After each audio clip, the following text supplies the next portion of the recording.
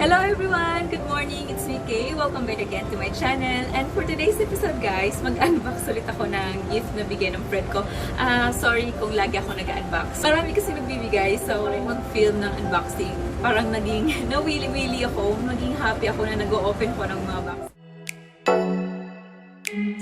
This one is from Spruce.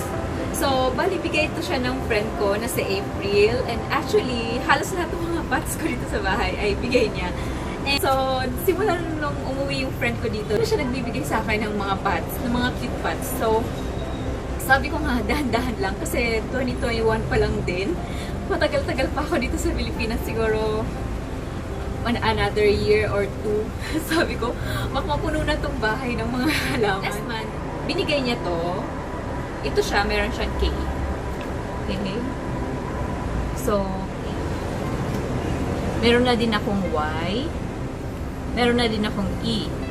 I-unbox natin ngayon guys ay ang A naman. So, bali yung mga pots na to guys ay galing sila sa Spruce. So, I'm really excited kasi it's been a month na nandito sa akin to siya.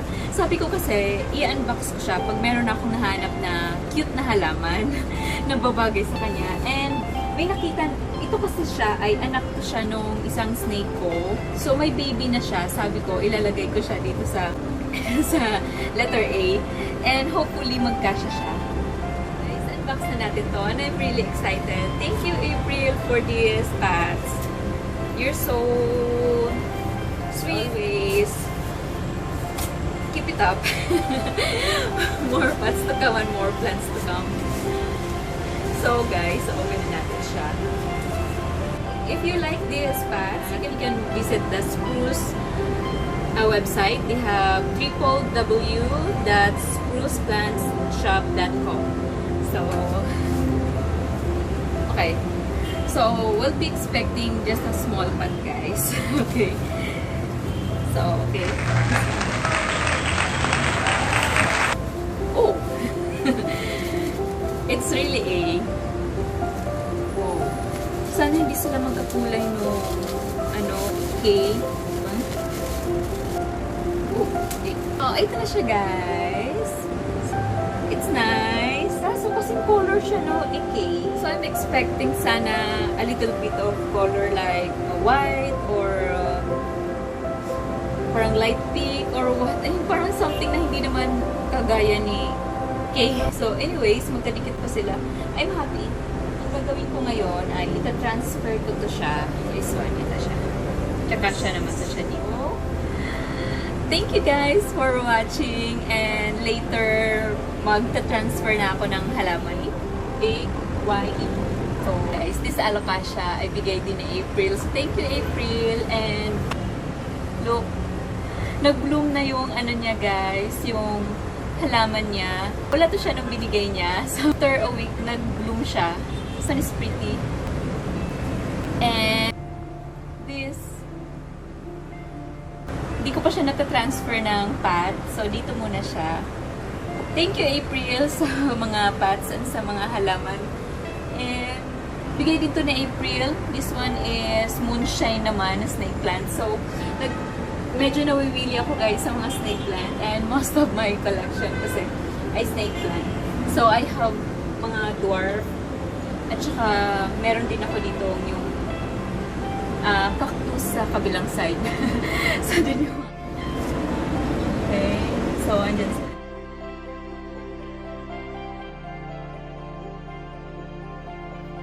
Ito lang yung libangan ko pag dito sa bahay. Pag wala namang kasi yung gagawa pag nasa bahay lang. So, I plant. And medyo struggle kasi nasa condominium. Parang ang hirap kasi ng ang hirap maghanap ng lupa. So, you need to find a nice soil. And so far, okay naman yung mga soil na nabili ko.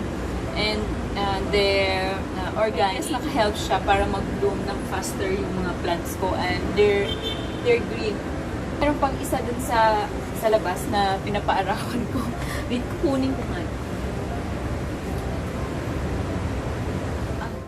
Meron pa ako sa labas. This one is dwarf snake. So, baby niya to. Pinaghiwalay ko na sila. Kaya nilabas ko siya baka magtampo. Eh, dito na siya ulit. Dito sa baba.